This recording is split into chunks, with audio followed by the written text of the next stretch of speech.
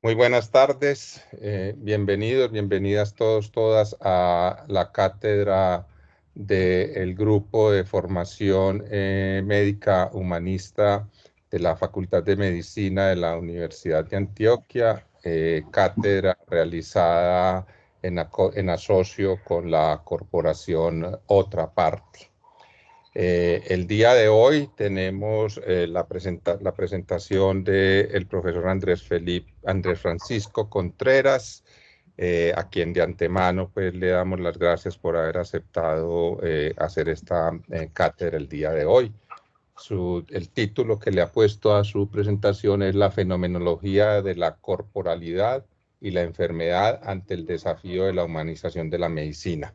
Humanización entre comillas. Andrés Francisco es doctor en filosofía de la Universidad de la Sorbona y de la Universidad Complutense de Madrid. Ha publicado numerosos trabajos sobre fenomenología y hermenéutica. Su trabajo actual se centra en el estudio de la corporalidad, la afectividad, el dolor y la enfermedad en el marco del programa interdisciplinario de investigación de la fenomenología naturalizada y las ciencias cognitivas no cartesianas. Miembro fundador de la Red de Investigación en Fenomenología Naturalizada, Hermenéutica y Teorías de la Enfermedad, y en la actualidad es profesor del Instituto de Filosofía de nuestra Universidad de Antioquia. Andrés, nuevamente mil gracias y adelante.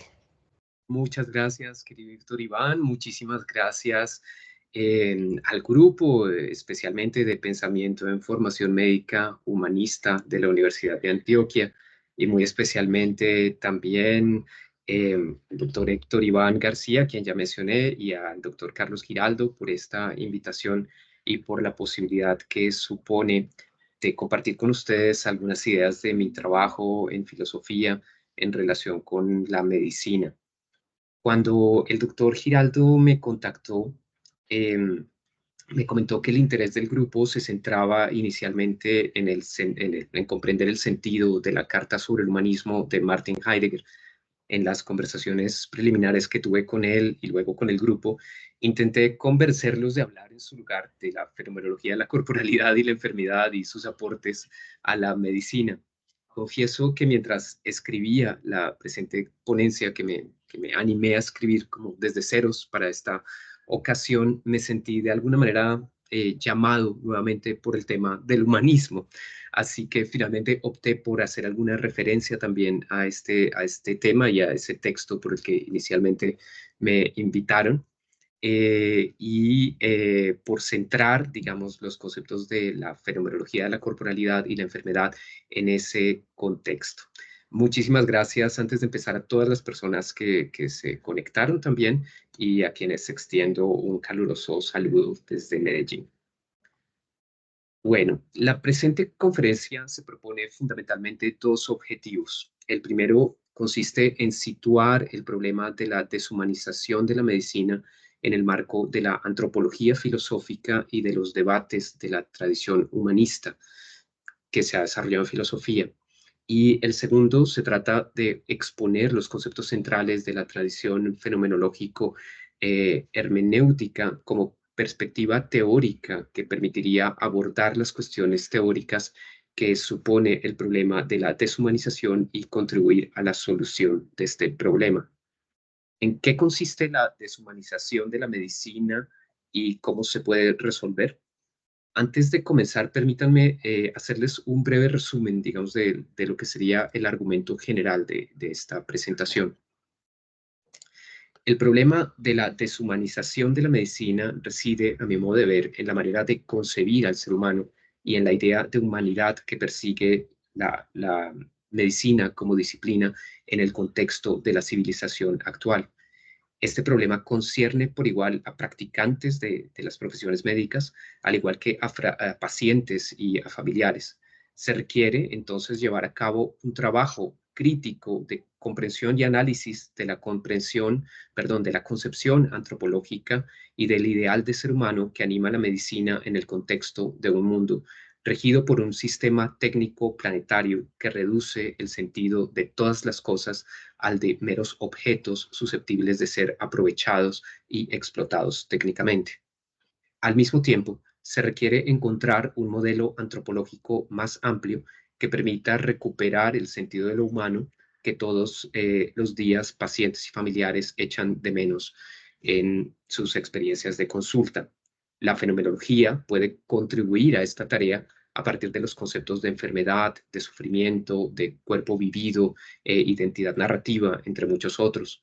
La epistemología contemporánea, por su parte, puede contribuir a solucionar estos problemas con el desarrollo de los conceptos de injusticia testimonial e injusticia hermenéutica, los cuales permiten reconocer más fácilmente algunas instancias de deshumanización en la práctica médica, además que permiten complementar la visión aportada por la fenomenología. El plan de esta presentación será el siguiente.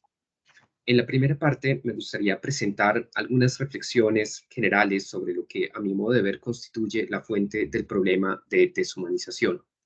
Al mismo tiempo, señalo el tipo de contribución que puede ofrecer la filosofía en general con miras a entender y resolver esta difícil cuestión.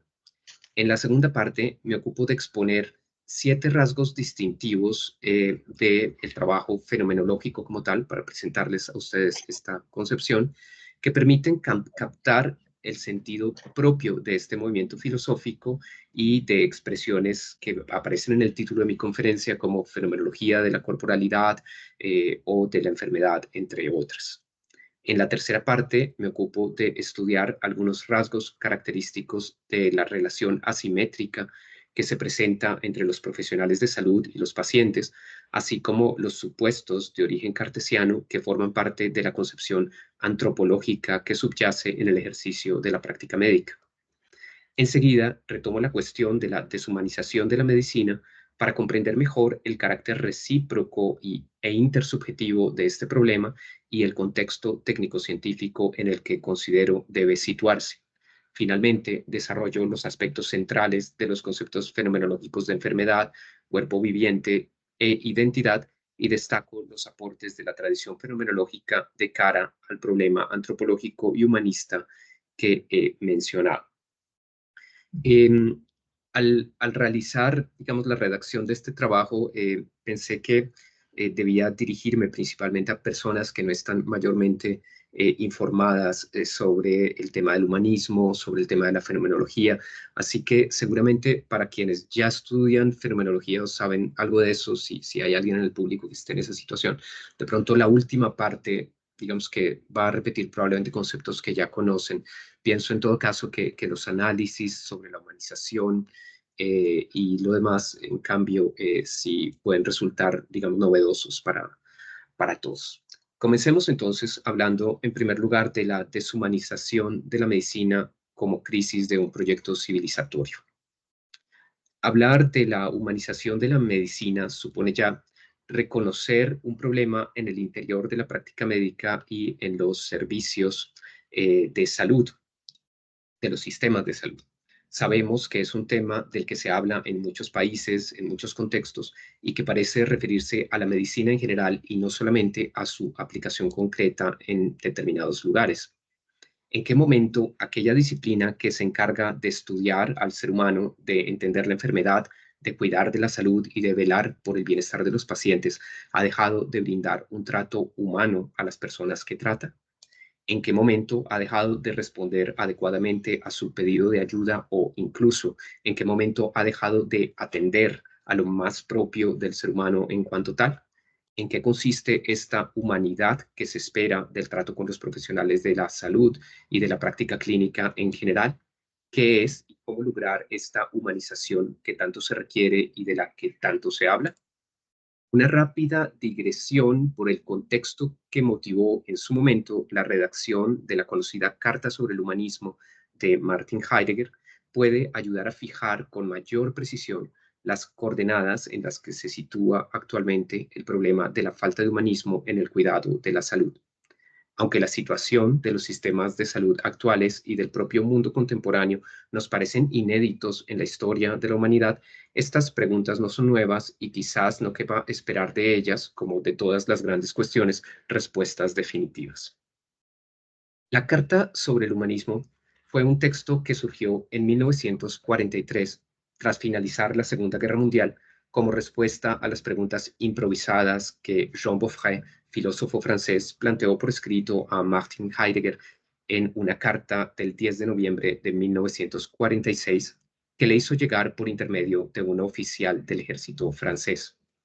Un año antes, el 29 de octubre de 1945, Jean-Paul Sartre había pronunciado en París una conferencia titulada El existencialismo es un humanismo, en la que pretendía defender su proyecto filosófico de los reproches que se le hacían, pesimismo, ateísmo, inacción, y que afirmaba el carácter humanista de su propia doctrina filosófica. Según cuenta el propio Beaufret en su carta, en aquel momento se tendía a ver el pensamiento de Heidegger y seguramente la filosofía alemana en su conjunto como una suerte de irracionalismo, dice la carta de Beaufret, e incluso como una amenaza a los valores de la cultura, dice literalmente. Como si Beaufret quisiera obtener de Heidegger una respuesta semejante a la que había dado ya Sartre poco antes al público francés para defenderse de los reproches que se le hacían, Beaufret se anima a preguntar al filósofo alemán, entre otras cosas, lo siguiente: ¿cómo volver a dar sentido a la palabra humanismo? El simple planteamiento de esta pregunta pone de relieve algunos aspectos que revelan muy bien la forma como se concibe la crisis de la humanidad en ese momento desde la perspectiva que tenían seguramente los vencedores de la guerra. En primer lugar, la guerra en sí misma em, es a la luz, digamos, de esta concepción, de esta época, un irracionalismo eh, y conlleva unas atrocidades que constituyen, propiamente hablando, una deshumanización del ser humano. Esta deshumanización y esta barbarie de la guerra dejan tras de sí una pérdida de fe en la humanidad. La finalización de la guerra, en tercer lugar, y la derrota del nazismo supone el triunfo de la propia humanidad sobre el irracionalismo y la barbarie. En cuarto lugar, más allá de este triunfo, se hace necesario todavía dar un nuevo sentido a la palabra humanismo que permita restaurar los valores de la humanidad y recuperar la fe en este proyecto colectivo. Es importante notar aquí que las ideas de razón y sin razón, sentido y sin sentido, civilización y barbarie, humano e inhumano, que sirven de coordenadas conceptuales para interpretar la crisis de ese momento, tienen una historia que se remonta hasta el pensamiento griego clásico y que manifiestamente sigue siendo operante tanto en la época de posguerra como en nuestro propio contexto actual, según se verá en un momento. No está en juego simplemente la vida o muerte de un ser humano o de un pueblo en particular. En la pregunta por el sentido de la palabra humanismo se juega el proyecto mismo de la humanidad en su conjunto, cuyo lento progreso podría leerse en las páginas de la historia. La historia misma, se cree, habría de moverse en una dirección siguiendo un fin o un telos definido, una orientación definida, buscado por los seres humanos concretos con mayor o menor grado de conciencia y compromiso. Por supuesto, la situación de la medicina en la actualidad dista mucho del ambiente espiritual de la Europa de posguerra. Quiero dejar claro aquí que de ninguna manera se pretende equiparar el problema de la deshumanización de la medicina con el tipo de atrocidades que se presentaron durante la Segunda Guerra Mundial por causa del nazismo. En todo caso, existe un paralelismo conceptual y lógico estructural evidente en la manera como se concibe el problema que merece ser destacado explícitamente. En efecto, también en el caso de la medicina, se trata de una deshumanización que lleva a una pérdida de fe y a una crisis que demandan la búsqueda y comprensión de una solución. Pero no se trata de la crisis de un proyecto cualquiera, entre muchos posibles. La medicina misma se presenta como un proyecto colectivo de humanidad, prefigurado en el pensamiento griego clásico y desarrollado a través de la historia de Occidente, que hoy se encuentra amenazado por la deshumanización que se vive y que es necesario salvar. La ciencia se opone a la no ciencia, al igual que lo saludable se opone a lo enfermo, lo normal a lo patológico. Estas concepciones se insertan de modo natural en las coordenadas tradicionales del pensamiento humanista, que opone, como se sugirió antes, lo racional a lo irracional, lo civilizado a lo bárbaro, lo humano a lo inhumano, etc. La medicina misma presupone una concepción determinada del ser humano y un ideal específico de humanidad. ¿Cómo se concibe el ser humano en la medicina actual y cuál es el ideal al que ésta sirve en su conjunto? Se encuentra relacionada la deshumanización de la que se habla en la medicina con esta concepción del ser humano y este ideal civilizatorio. ¿Cómo transformar la concepción que se tiene de la propia medicina y de su ejercicio adecuado del paciente y del propio profesional de la salud? ¿Hacia qué ideal de humanidad ha de orientarse la medicina en la época actual? De acuerdo con lo que se ha dicho, lo que parece encontrarse realmente en juego cuando se habla de la deshumanización de la medicina no es otra cosa que la idea misma de humanidad y del propio ser humano. El ser humano y el ideal específico de humanidad que se persigue en un momento dado es evidentemente la razón de ser de la medicina como proyecto científico, técnico y civilizatorio. No habría medicina sin ser humano al cual cuidar, ni sin humanidad a la cual servir. Esto sugiere también que la crisis de la que aquí se trata constituye un problema con raíces muy profundas, que posiblemente afecta a la medicina en su concepción más básica y que por su envergadura quizás no se limita tampoco a esta disciplina, sino que se remite a una crisis todavía más amplia, como sugeriré más adelante. En filosofía, estas preguntas y reflexiones nos remiten al problema de la concepción general del ser humano de la que se ocupa la llamada antropología filosófica. Nos remiten también a la tradición de pensamiento humanista que se inicia en el Renacimiento italiano y que curiosamente llega hasta nuestros días bajo la forma de un debate sobre el llamado poshumanismo, esto es, sobre lo propio de un ser que habría sobrepasado su condición humana natural en el momento en el que se hace capaz de cambiar a voluntad su propio diseño natural gracias al desarrollo de la ciencia y la tecnología. ¿Cómo dar sentido a la palabra humanismo en un momento en el que lo humano mismo, tal como se lo conocía, parece haber cambiado de un modo tan radical? Los recursos conceptuales en los que uno nace, crece y se educa no son nunca neutrales. Todos ellos traen consigo implícitamente una larga historia de aplicación, así como una lógica interna y externa que vincula unas categorías con otras. Estos conceptos establecen por sí mismos patrones de interpretación por los que discurren sin saberlo el pensamiento y la acción.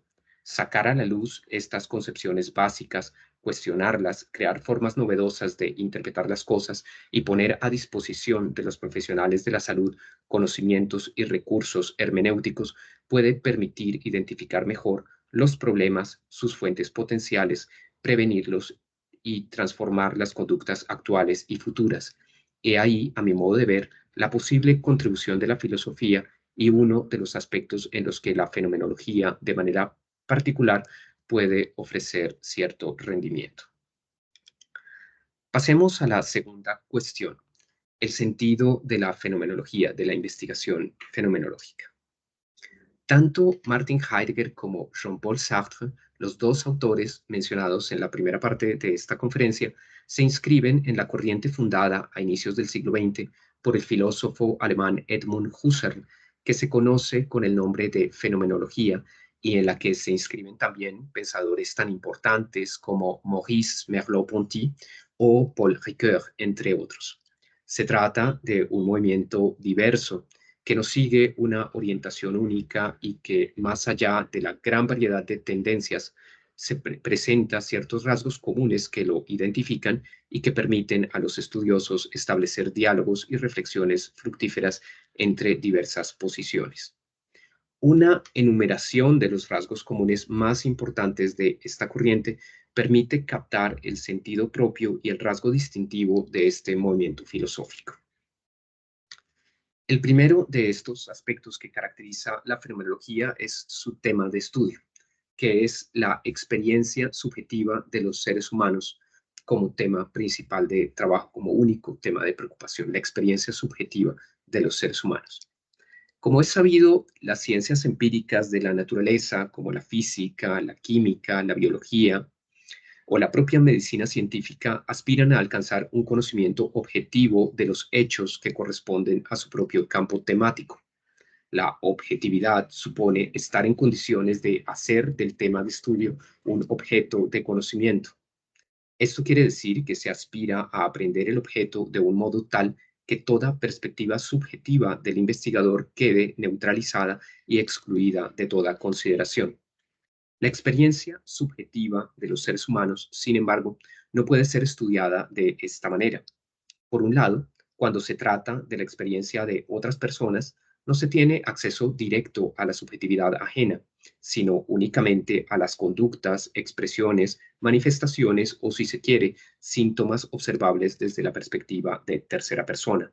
Por otro lado, cuando se trata de la subjetividad propia, si bien se tiene acceso directo e inmediato a esta experiencia, no se tiene frente a ella una distancia que permita aprehenderla de manera objetiva, más allá de la perspectiva presente, lo que me lleva al siguiente punto que caracteriza a la fenomenología. La fenomenología constituye un conocimiento directo de las cosas alcanzado desde la perspectiva de primera persona.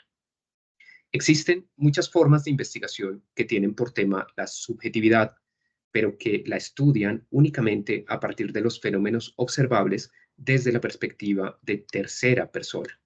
La fenomenología, si bien muchas veces se ocupa de los mismos temas de los que trata, por ejemplo, la psicología, lo hace de una forma completamente diferente.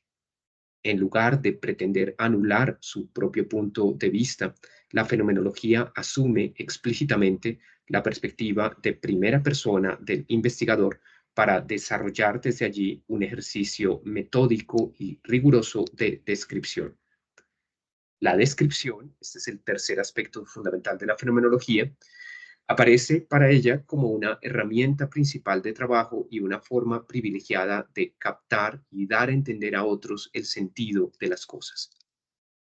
Ahora bien, la fenomenología, en sus múltiples vertientes, ha establecido diversos pasos metodológicos que le permiten garantizar la rigurosidad de su propia investigación de la subjetividad desde el punto de vista de la primera persona.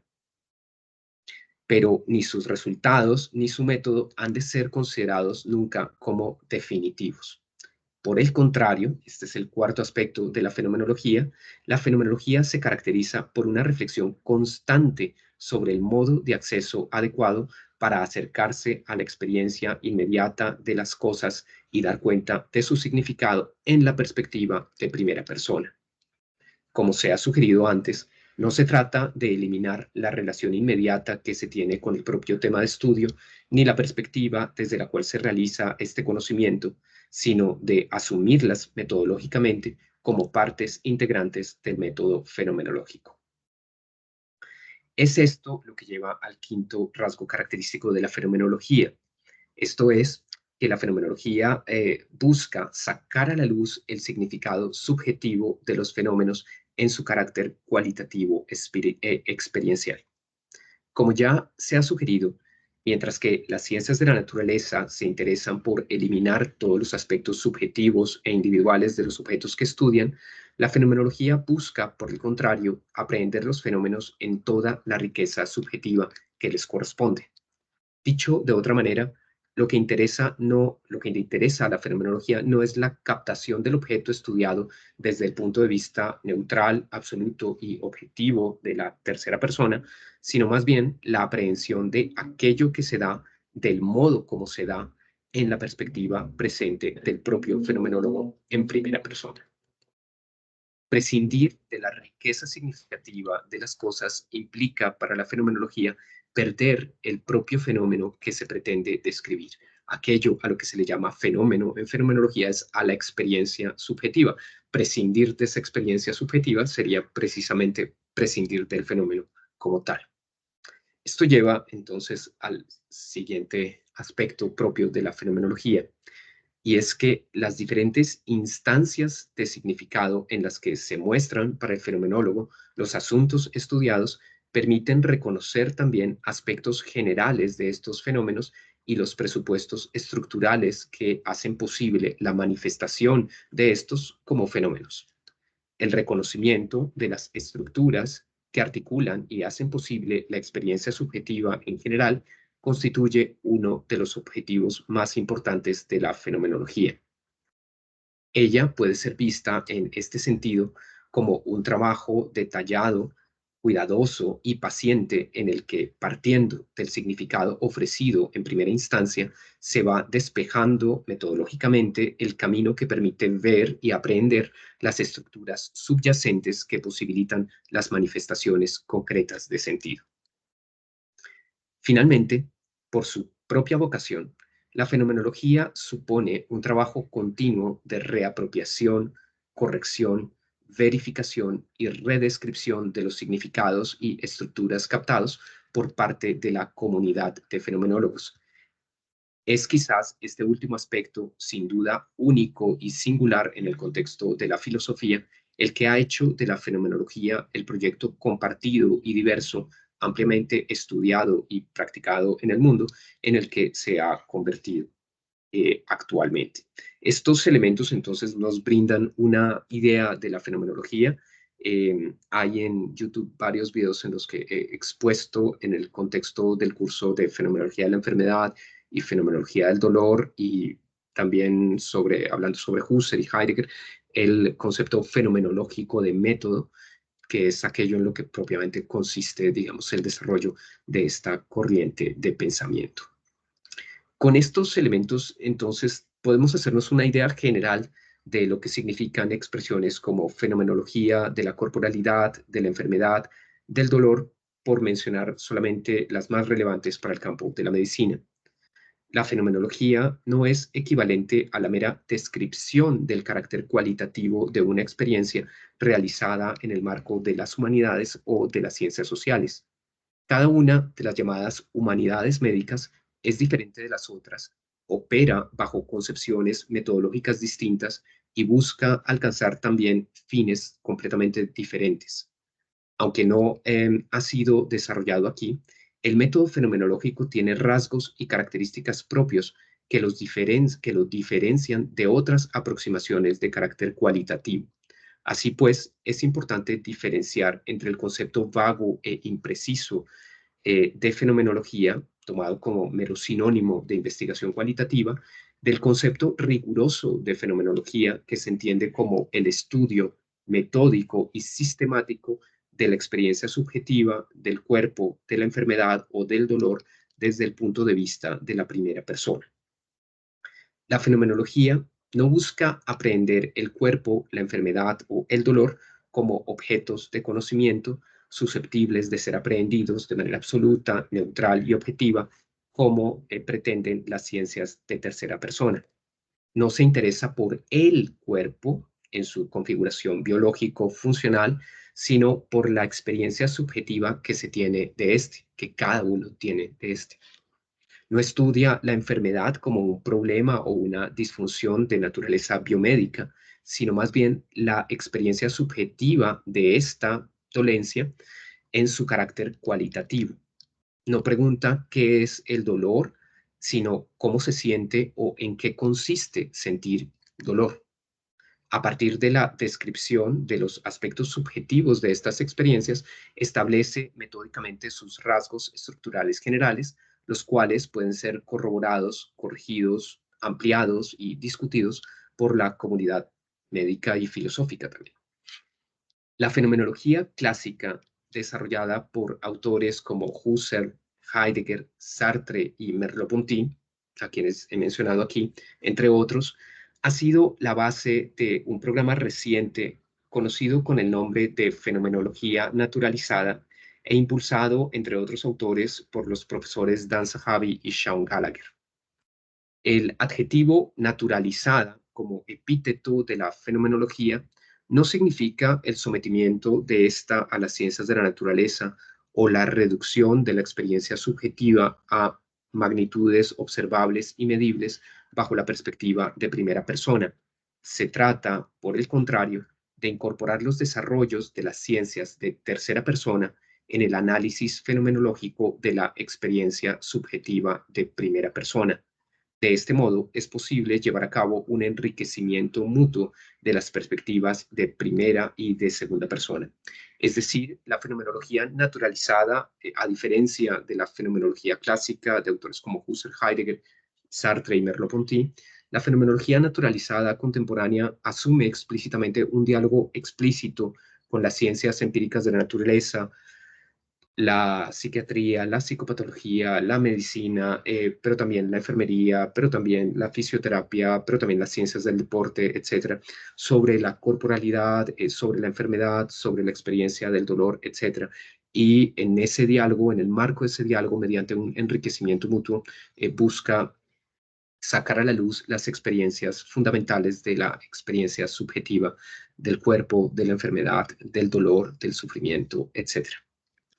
Pasemos ahora, eh, o volvamos más bien al problema de la deshumanización y la vocación humanista de la fenomenología. Por razones de tiempo, para no extenderme mucho y limitarme, digamos, a los 45 minutos y no cansarlos demasiado, voy a dejar de lado un punto que tenía preparado y que trata de la falta de un análisis, digamos, de la falta de simetría en la relación médica. Y paso más bien directamente al problema de la deshumanización que se desprende, digamos, de esa falta de simetría y al asunto de la vocación humanista de la propia fenomenología. Volvamos entonces al tema del humanismo y de la humanización de la medicina que se planteó en el inicio de esta conferencia. La deshumanización se experimenta primordialmente en la relación médica, cuya característica fundamental es la falta de simetría, que no alcancé a mencionar o desarrollar con detalle, la cual se agrava por la sensación de aislamiento y soledad que hace parte de la experiencia subjetiva del paciente en la enfermedad. La concepción antropológica y el planteamiento científico de base que animan a la propia medicina tienden a reducir al paciente a un mero cuerpo físico separado de la mente, semejante a una máquina que ha de ser reparada. La posesión de conocimientos científicos por parte del médico, conocimientos pretendidamente neutrales, objetivos, superiores y no susceptibles de ser cuestionados por el paciente, aumenta la falta de simetría y el riesgo de deshumanización y ejercicio inadecuado del poder que puede presentarse en la relación intersubjetiva que constituye la relación médica.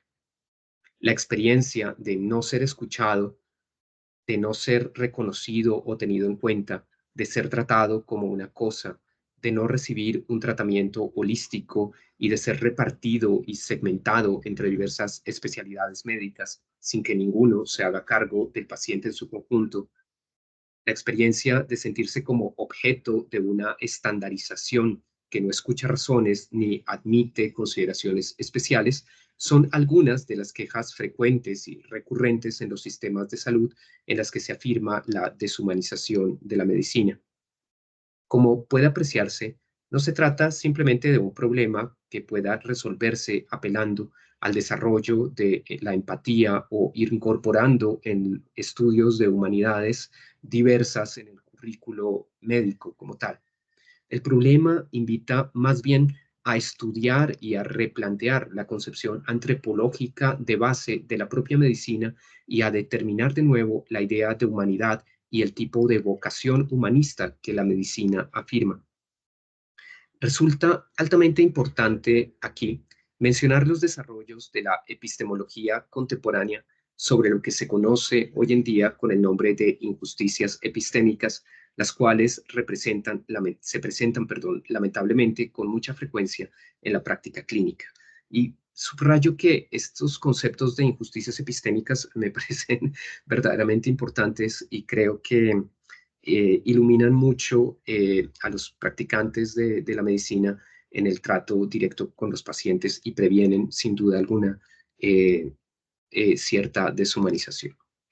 El rasgo característico de las llamadas injusticias epistémicas se encuentra en que están relacionadas con una desvalorización de la condición epistémica de la persona afectada, el paciente, en virtud de un prejuicio social determinado.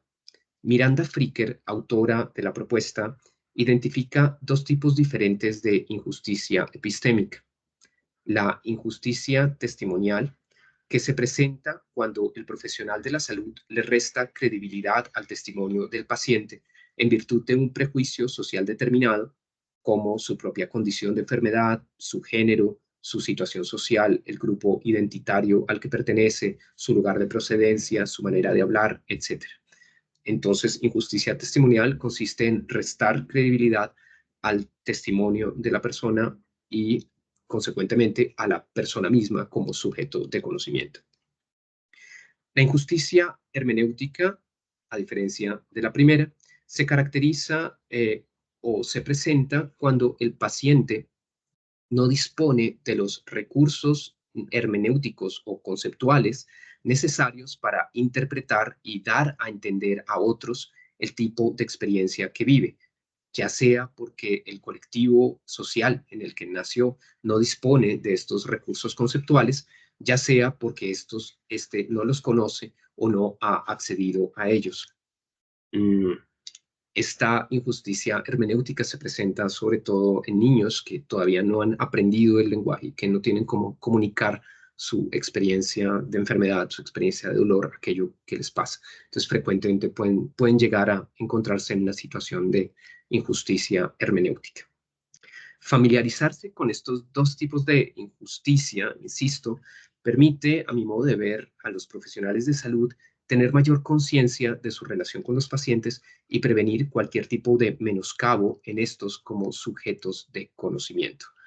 Deshumanización, digamos que podría interpretarse como no atribuir el carácter de sujeto de conocimiento a una persona, menoscabar o desacreditar a la persona implícitamente, por supuesto, muchas veces sin intención directa, menoscabar, digamos, el carácter epistémico de la persona como sujeto de conocimiento.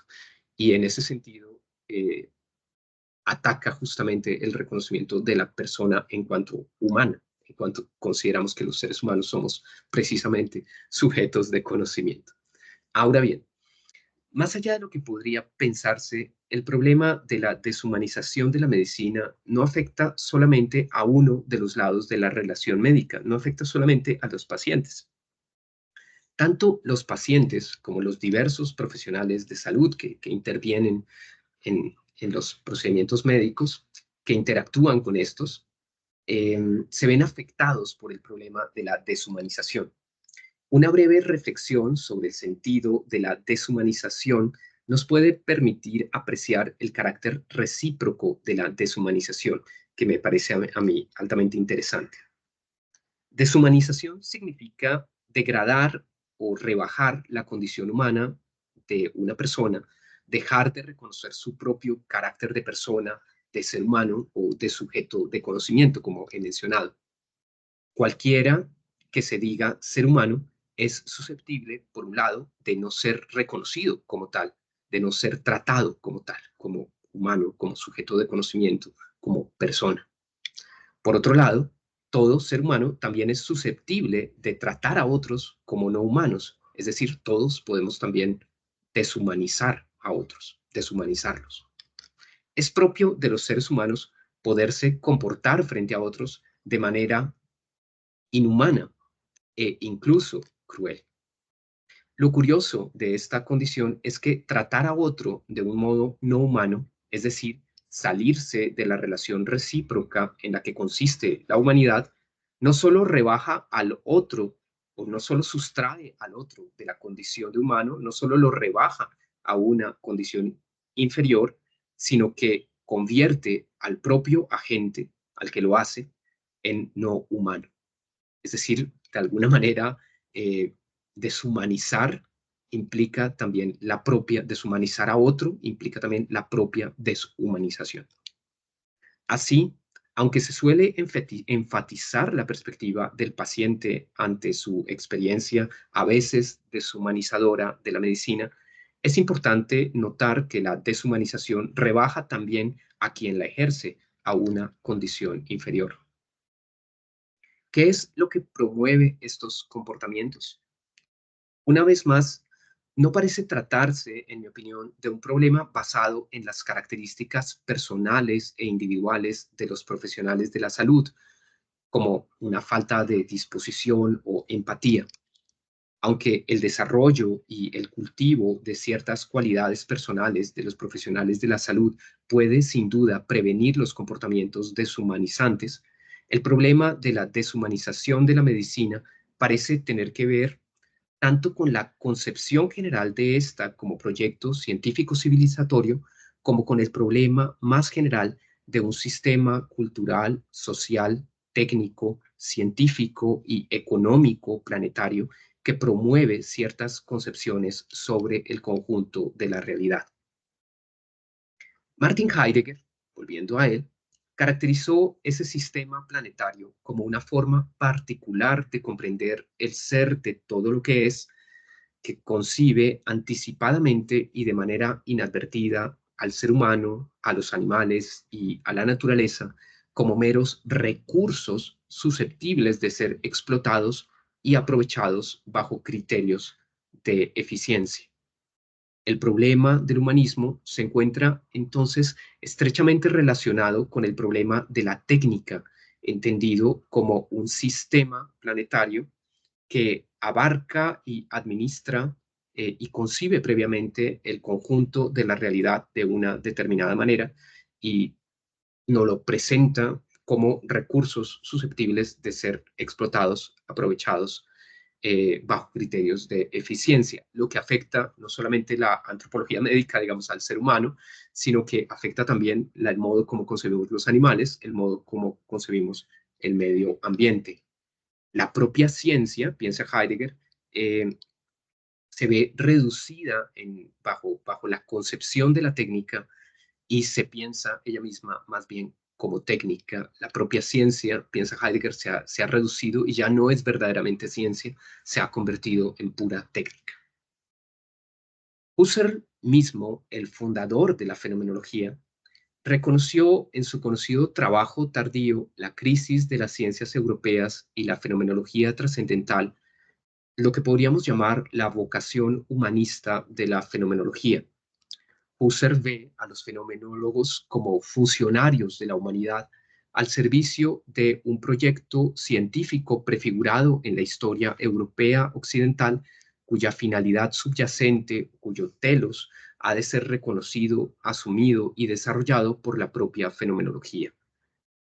Concebir al ser humano de manera reducida e unilateral como un mero cuerpo físico susceptible de ser estudiado completamente por la ciencia positiva, intentar reducir los hechos históricos y culturales a sus magnitudes mensurables no hace justicia al proyecto griego de desarrollar una ciencia rigurosa de la subjetividad humana, que se piensa es la propia fenomenología. Así que llega a afirmar en su conocido libro La crisis de las ciencias europeas, meras ciencias de hechos producen meros hombres de hechos. ¿Acaso el paradigma biomédico ha hecho tanto de los pacientes como de los propios profesionales de la salud meros hombres de hechos, mera positividad? Mi sospecha es que sí. Y aquí hay de alguna manera se presenta una distinción, digamos, muy radical y muy conocida tanto en medicina como en filosofía, que es la distinción entre cultura y naturaleza.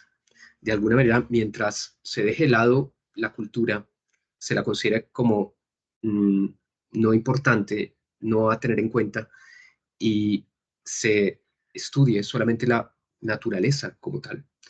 Nos enfrentamos a concebir al ser humano como un mero hombre de hecho, un, un mero hombre visto de manera positiva, reducido, digamos, a sus características biológicas y susceptible de ser estudiado unilateralmente desde un único punto de vista.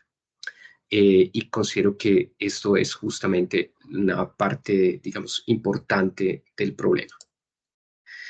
Como he dicho, la visión puramente técnica de la práctica médica no afecta solamente a los pacientes, también limita y constriñe a los profesionales del área de la salud que, a sabiendas o no, se ven inmersos en un sistema técnico y económico que tiende a reducir y a empobrecer el ejercicio de sus propias relaciones humanas.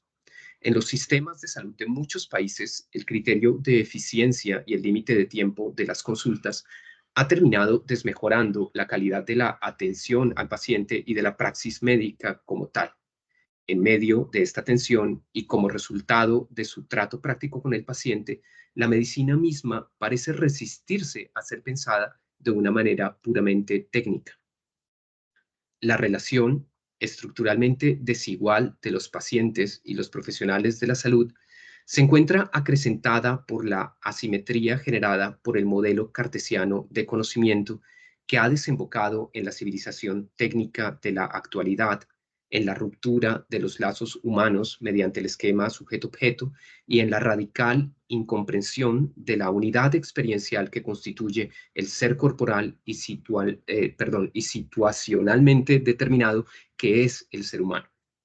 La descripción fenomenológica de la enfermedad y el análisis de la relación hermenéutica del encuentro que se da entre los pacientes y los profesionales de la salud debe reconocer adecuadamente los dos lados de esta relación asimétrica. Es decir, una fenomenología completa de la enfermedad tendría que estudiar tanto el lado, digamos, experiencial del paciente como el lado experiencial del propio trabajo que desarrollan las diferentes profesiones médicas. Como lo afirma Sundström, y leo una cita larga, dice, la asimetría fundamental de la relación médico-paciente en lo que respecta tanto al poder como al motivo para entrar en esta relación está destinada a tener una influencia profunda en y a ser reflejada por el modo en que la enfermedad emerge y es concebida en la medicina práctica clínica. Cualquier fenomenología sostenible de la enfermedad debe tener en cuenta una amplia gama de experiencias, experiencias de los doctores, al igual que experiencias de los pacientes y experiencias compartidas por ambas partes. Debe demostrar cierta conciencia del temor que sufre el propio paciente ante la decadencia, la discapacidad y, en última instancia, la muerte. Y debe estar familiarizada con la dedicada y quizás francamente ambiciosa búsqueda ansiosa de datos, hechos, evidencias físicas, químicas, fisiológicas, etcétera, por parte del doctor. Entre más y con mayor exactitud, mejor. La enfermedad es un territorio colonizado por la ciencia, con la muerte acechando en el fondo, bordeando el horizonte, y entre estos extremos experienciales, el del sí mismo mortal y el del ojo neutral de la ciencia, se dispersan innumerables elementos de experiencia. Fin de la cita. Entonces, la fenomenología tendría que tratar todo esto.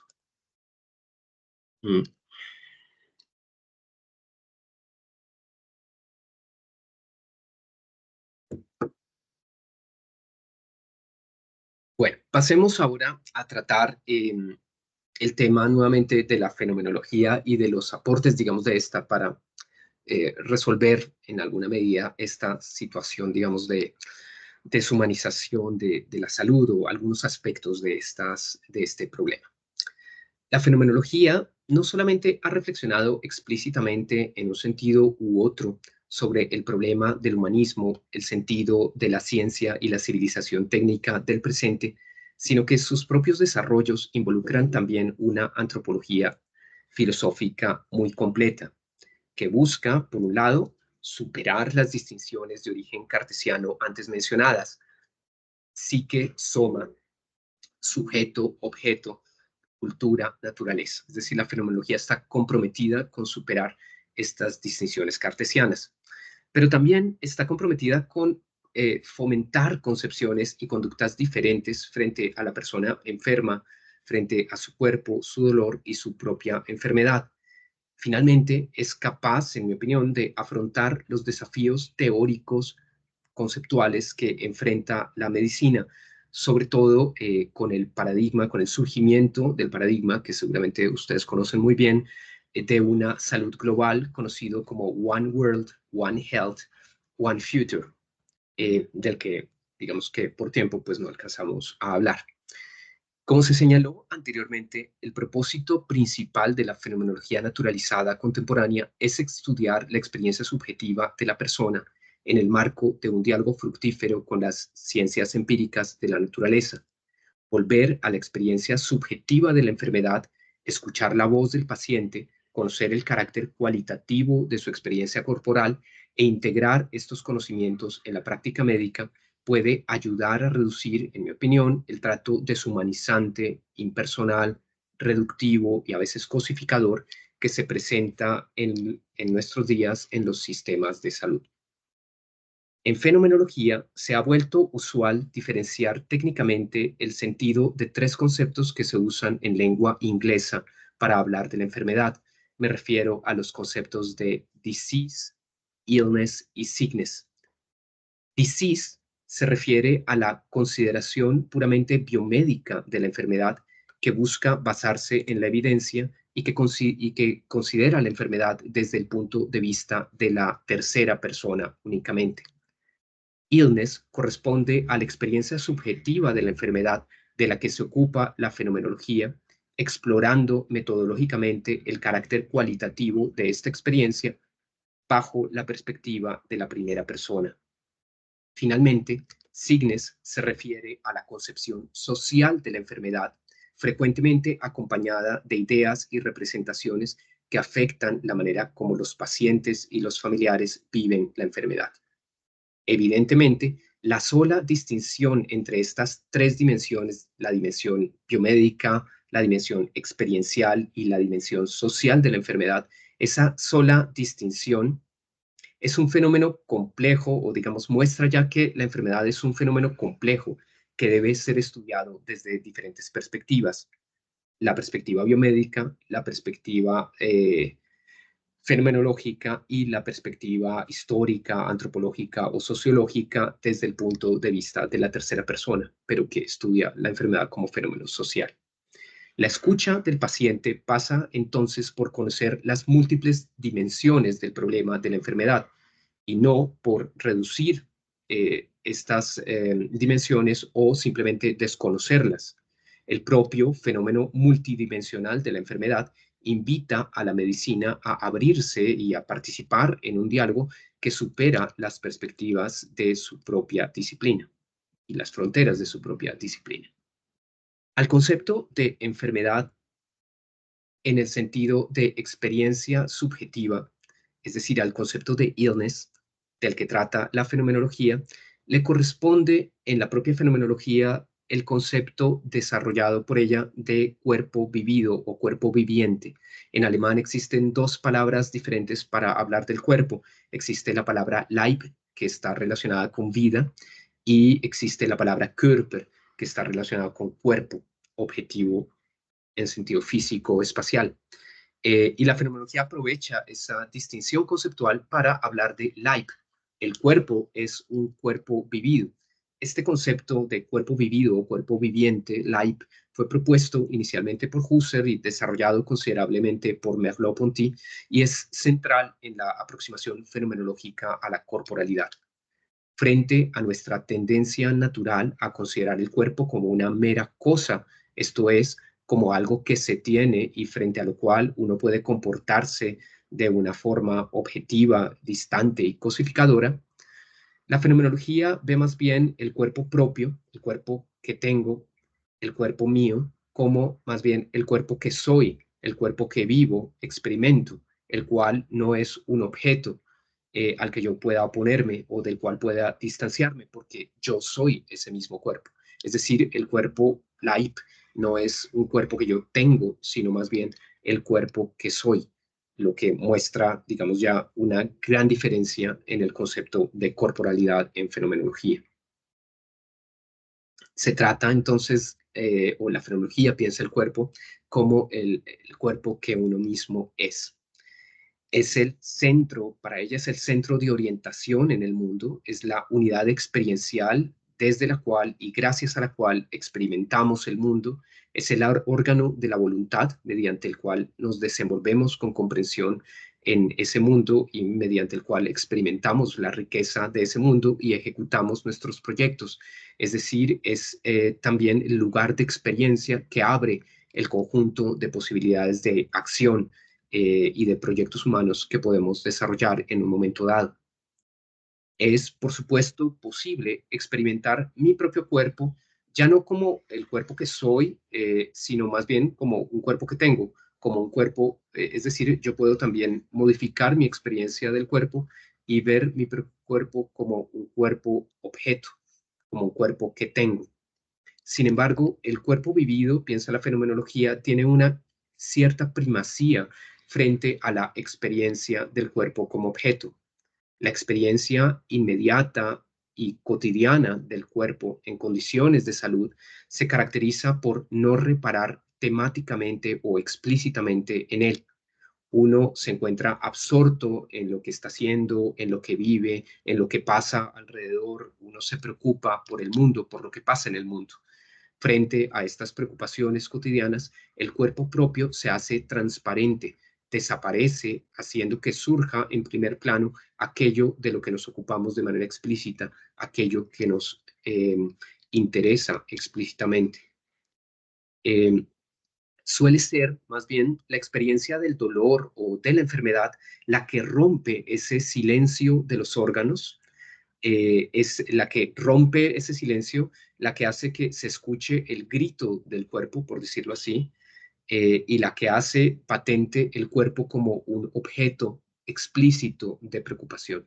Es decir, nuestra experiencia habitual del cuerpo involucra una cierta transparencia de ese cuerpo y es la experiencia del dolor o de la enfermedad, digamos, grave, la que rompe ese silencio y esa transparencia y hace que el cuerpo de repente sobresalga como objeto de atención. El cuerpo participa así, digamos, de dos órdenes distintos. Por un lado, es el medio a través del cual experimento el mundo, percibo todo lo demás y actúo. Por otro lado, el cuerpo puede convertirse en objeto explícito de preocupación y ser considerado como un objeto, como una cosa más, entre otras, que hace parte de ese mundo. La enfermedad y el dolor agudo, sin embargo, no solamente tienden a alterar la transparencia del cuerpo y a hacer que se repare sobre él como si se tratase de un objeto. La enfermedad altera también el conjunto de relación que tiene la persona con el propio mundo. Es decir, no solamente hay una transparencia del cuerpo que se ve alterada en la enfermedad o en el dolor agudo, sino que eh, la propia forma como la persona se relaciona con el mundo cambia en la experiencia del dolor o de la enfermedad y sufre una disrupción en sus estructuras de significado. El mundo no es para la fenomenología un mundo compuesto por objetos, no es una colección de objetos. Desde el punto de vista de la primera persona que adopta la fenomenología, el mundo es más bien una trama o un entramado de significados y de proyectos de significados en medio de los cuales vivimos. La experiencia de la enfermedad grave supone, justamente por ello, también la alteración de las relaciones significativas en las que vive la persona. Así, por ejemplo, el cuerpo que antes era transparente se percibe ahora como un límite, como un dolor, como una imposibilidad. La vida pierde espontaneidad, las posibilidades de acción cambian, se reducen, lo que antes era factible, lo que antes ni siquiera era objeto de preocupación, ahora aparece como imposible, como irrealizable. La enfermedad altera también el relacionamiento con los demás, con las demás personas y con la forma como los otros se relacionan conmigo, la persona enferma. Se modifican las rutinas y se reducen las actividades sociales. La enfermedad misma o el empleo de algún dispositivo puede convertirse, por ejemplo, en objeto de vergüenza.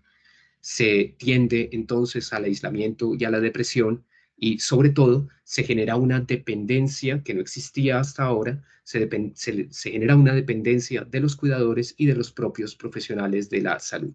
Entonces la enfermedad cambia también nuestro relacionamiento con los otros.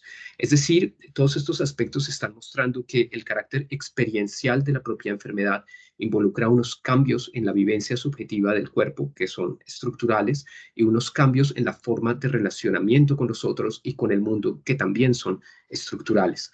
A eso podríamos sumar también la pérdida de la confianza corporal, un concepto muy importante estudiado en fenomenología de la corporalidad, que se altera con la experiencia de la enfermedad. Los cambios que se presentan en la experiencia de la enfermedad afectan en última instancia la identidad de la persona enferma en su conjunto. En su fenomenología del dolor, Saulus Geniusas utiliza los conceptos de despersonalización y de repersonalización para dar cuenta de los cambios que se presentan en la estructura de significado de la persona con la experiencia del dolor y de la enfermedad.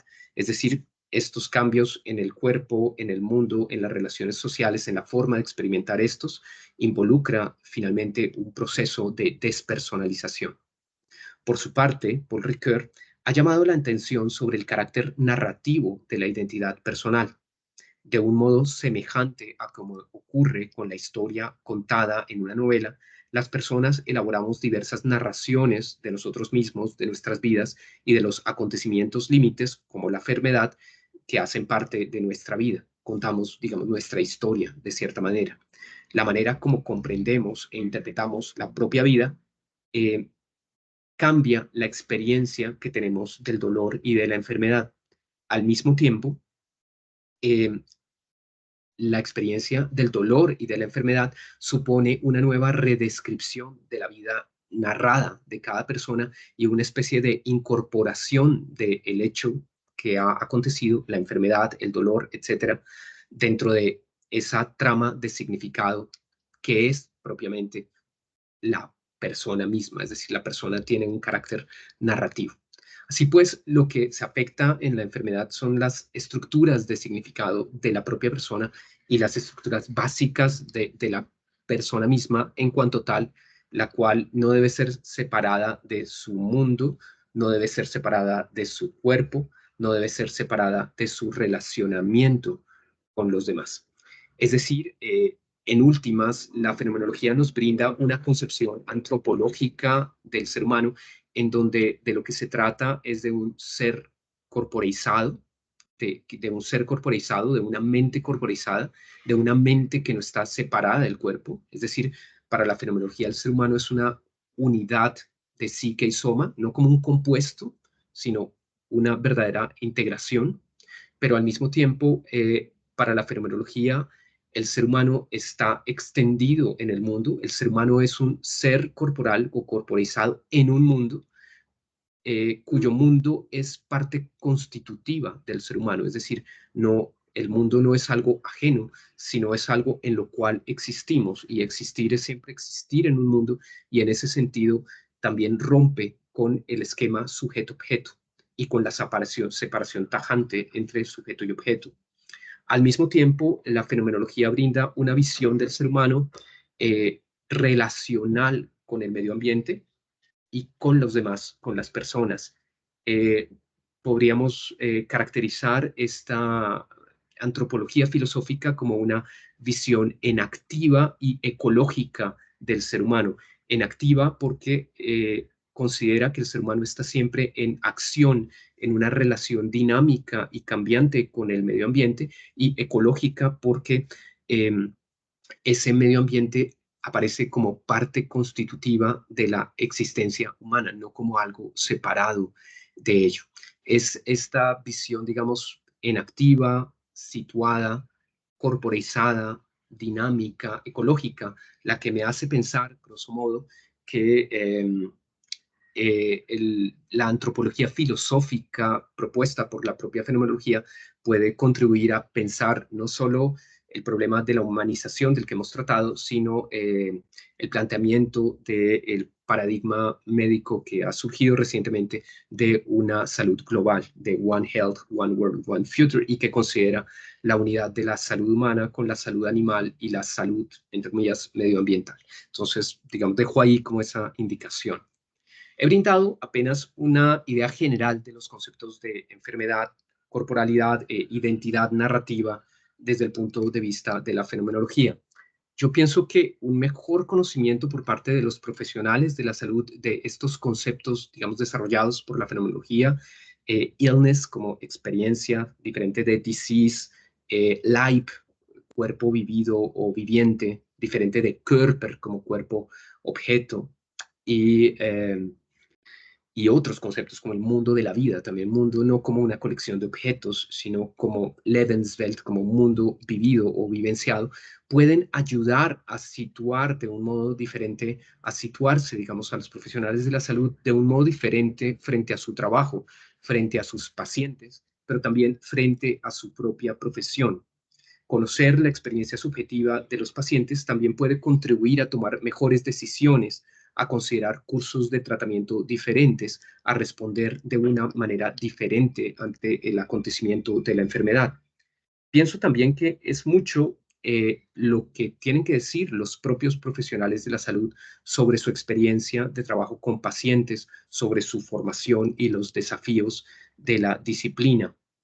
La mutua escucha y el mutuo aprendizaje resultan cruciales aquí, y la fenomenología naturalizada justamente está abierta a esa escucha, a ese diálogo, a ese aprendizaje, y justamente lo que propone es un marco teórico de interdisciplinario, porque considera que un ser tan complejo como el ser humano, que tiene un carácter dimensional, y un problema tan complejo como la enfermedad, cuyo carácter dimensional podemos caracterizar con esos tres conceptos, disease, illness, sickness, requiere justamente de un trabajo interdisciplinario, de un diálogo y de una discusión en donde no se intente reducir una perspectiva a la otra, sino que en donde se intente, digamos, colaborar mutuamente.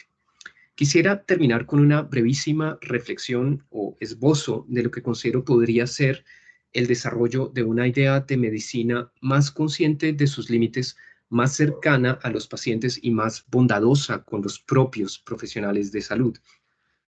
Uno de los reproches de Heidegger y de diversos autores que han estudiado la filosofía de la técnica a la civilización técnica del occidente europeo es la pretensión desmedida de dominio cognoscitivo y de control frente al conjunto de la realidad que caracteriza el pensamiento europeo científico y técnico desde la modernidad. La enfermedad es un acontecimiento que irrumpe en la vida de las personas que la sufren y que generalmente no esperan. El paciente, las familias y los propios profesionales de la salud intentan responder como pueden, con buena voluntad y con los conocimientos grandes o pequeños que tienen a esta circunstancia, a este acontecimiento. Pienso que si se cambia esa cierta pretensión de dominar, controlar y saber todo sobre la enfermedad, y se cambia por una idea de medicina como respuesta a algo, la medicina podría estar a la altura de las circunstancias y podría acompañar al paciente en la enfermedad asumiendo una actitud diferente, una actitud que posibilitaría un mejor trato con el paciente y una mejor aproximación para los profesionales de salud. El fundador de la fenomenología, perdón, el fundador de la filosofía hermenéutica en Alemania, el profesor Hans-Georg Gadamer, escribió un bello libro que se llama El lado oculto de la salud, que muestra justamente que la salud es aquello que no se ve, cuando se ve es cuando no se la tiene. Él propone volver a pensar la medicina más como un arte y menos como una técnica o como una ciencia técnica, más como un arte. Se trata del arte de curar, un arte que no pretende reemplazar a la naturaleza o dominarla o controlarla, sino que simplemente quiere acompañarla y ayudarla a que ella misma recupere su equilibrio y recupere el curso natural de la enfermedad. Así pues, me parece que Gadamer de alguna manera sugiere una idea de medicina como respuesta a algo, como respuesta a un acontecimiento, y posibilita, digamos, una idea que éticamente responde a algo que acontece y que acompaña al paciente a la enfermedad sin eliminando esta pretensión de dominio y control que caracteriza, digamos, la civilización técnica de Occidente, que es, en último término, lo que yo considero es el problema que está en la base de la cuestión de la deshumanización de la medicina. Bueno, esa sería mi presentación. Muchísimas gracias. Andrés, muchísimas gracias. Y muy agradecido de mi parte por haberlo hecho como para los no conocedores de la fenomenología. Muchas gracias por tu presentación. Vamos a ir dando la palabra a Carlos Giraldo. Muchas gracias. Yo creo que superó como con creces las expectativas que teníamos de esta conversación, y me suscitó como una inquietud muy grande. Es porque esta cátedra hace parte de un proyecto de construcción de agenda para la Facultad de Medicina para los próximos 20 años. Y significa que la tarea que tenemos es grande por una razón, y es que, digamos, la medicina ha perdido sus fronteras en términos de la intromisión, digamos, de otras disciplinas que lo que han hecho es menguar la medicina, los administradores, los economistas, los planificadores, que terminaron en una posición hegemónica con respecto a la medicina y que la menguaron. Casi que estas conversaciones y un proyecto de agenda es una contestación a esas transformaciones que ha tenido la medicina y que nos obliga como justamente a repensarla y a repensar la formación. Y entonces, de una resistencia a ese tipo de penetración, digamos, pasar a una apertura a otro tipo de disciplinas que permiten recuperar la complejidad del ser humano y del acto médico. Muchas gracias. A ti, muchísimas gracias, Carlos, por tu comentario. Parece pues muy importante y muy triste justamente lo que afirmas, que es justamente eso, lo que ha pasado, ¿no? Que administradores, planificadores, economistas y los criterios, digamos que de aplicación de la medicina ya no son propiamente médicos, sino que obedecen a unos intereses externos, lamentablemente muy reducidos, que limitan, digamos, lo que los propios médicos pueden hacer y quisieran hacer. Esa es parte fundamental del problema, creo yo.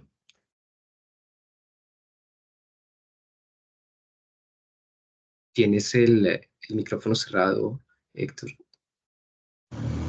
Sí, ay María, no he podido. Hola, Pía Flores, hola. Muchas gracias por la presentación. Tengo algunas preguntas. ¿Será que solo tener la palabra cuerpo ya nos genera una limitación desde el lenguaje para entender el cuerpo en esta dimensión más allá de lo biológico? ¿Conoces estudios de cómo cambia la concepción del cuerpo en estudiantes de salud en su camino a ser médicos y también de cómo influye esta concepción en la interacción médico-paciente? ¿Cambia mi idea, concepto del cuerpo cuando estoy sano, enfermo? 3, 4 preguntas. Sí, muchísimas gracias. Pues son todas muy interesantes. Bueno, intento decir algunas cosas sobre cada una. Bueno, la primera, si la idea si digamos, si el lenguaje nos limita, pues probablemente sí, pero por otro lado, ya digamos que con solamente aprender que disponemos, digamos, de dos conceptos de cuerpo como Körper y de cuerpo como cuerpo viviente o Leib o cuerpo vivo, pues ya con eso podemos, digamos, enriquecer nuestros recursos interpretativos y conceptuales y podemos darnos cuenta de cuándo estamos reduciendo a la persona a un mero Körper y no estamos, digamos, asumiendo a la persona en su conjunto. Entonces ya disponer del concepto me parece que ya ayuda muchísimo. No conozco, lamentablemente, estudios sobre la evolución del aprendizaje del concepto de cuerpo por parte de los médicos, pero creo que sería una de los estudiantes de medicina, sería una idea muy interesante como para hacer un seguimiento con los que entran en primeros semestres y van aprendiendo y ver qué va ocurriendo. Por otro lado, sí tengo la impresión de que como un poco he sugerido, se requiere... se requiere ahora de cierta interdisciplinariedad en la medicina y creo que las humanidades médicas en general, no solo la fenomenología especialmente, pero no solo la fenomenología, pueden ayudar a la propia medicina a recuperar el sentido que antes era propio de la medicina, que era entender un poco la medicina más como arte y menos como una técnica objeto de administradores, economistas y planificadores, como decía Carlos hace un momento. Entonces, pienso que va por ahí. Y la última pregunta es, ¿cambia mi idea o concepto de cuerpo cuando estoy sano y enfermo? Sí, la parte final de la conferencia justamente intentaba mostrar cómo cuando estoy sano, de alguna manera, se presenta una cierta transparencia de mi cuerpo. Igual que ocurre con el cuerpo, lo mismo que con el lenguaje. Cuando hablo, no soy consciente de las palabras que uso, sino que las palabras son el medio de expresión. Cuando me pongo a pensar en las palabras que uso, entonces me trabo y no puedo hablar bien. Y no podría hablar sino olvidar el lenguaje. Lo mismo para actuar. Cuando actúo, cuando realizo planes y proyectos en el mundo, necesito olvidar el ser corporal que soy. Mi cuerpo se vuelve transparente, digamos, no es temático, no atrae la atención sobre sí mismo, sino que yo me fijo en aquello que estoy haciendo, dirijo mi atención a aquello que estoy haciendo y mi cuerpo se vuelve transparente. La salud implica entonces la transparencia del cuerpo, el silencio del cuerpo es el silencio de los órganos, por decirlo así, y en cambio la enfermedad implica un cambio en la experiencia corporal en el que el cuerpo se convierte en objeto y en algunas enfermedades serias, graves y altamente disruptivas se ha identificado un cambio aún mayor. No solamente el cuerpo se vuelve objeto, sino que incluso lo llevo a percibir como un enemigo, como alguien que impide constantemente mis planes. Y esa disociación de la persona en mente y cuerpo es una disociación que surge como reacción a la enfermedad, pero que ella misma puede constituirse en un problema y que se presenta en ciertas patologías psiquiátricas que conocemos bien, como la esquizofrenia y síndrome de Capgras, síndrome de Cotard y otras. Entonces, digamos que estos cambios experienciales en la corporalidad a causa de la enfermedad efectivamente alteran mi percepción del cuerpo, me disocian de mi cuerpo, me hacen percibir mi cuerpo como algo ajeno o que va en contra de mí y de mis proyectos, e incluso pueden llegar a hacerme sentir extraño frente al mundo, separado del mundo, viviendo como en una película, etcétera.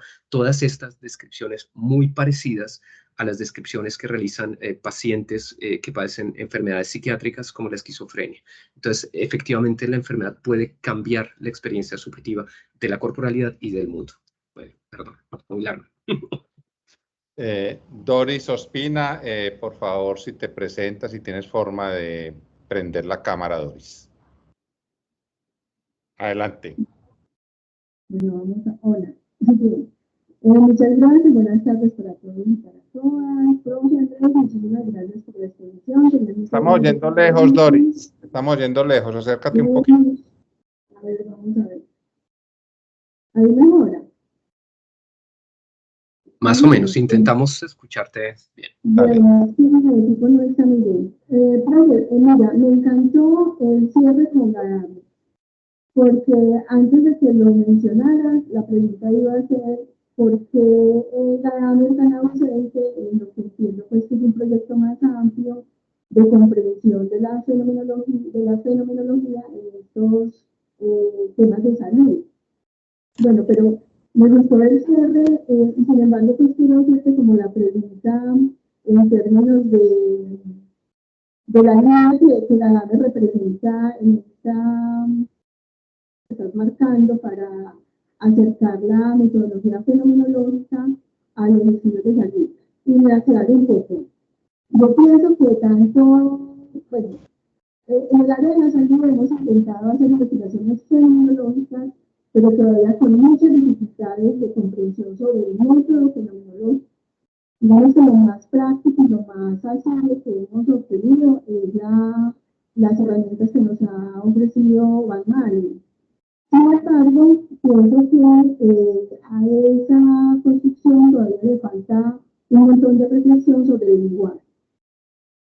Sobre la manera como pensamos el lenguaje. Y yo creo que Adame, en su propuesta conversacional, de que somos en la conversación, de que nos humanizamos en la conversación, de que aparecemos como sujetos históricos en la conversación, hay unos recursos muy potentes para, creo, si nos toca como parte histórica ayudar a la construcción del método fenomenológico, ahí hay una vertiente muy importante, ¿cierto? De cómo hacer de la conversación, no de la entrevista, porque sobre eso ya, por ejemplo, se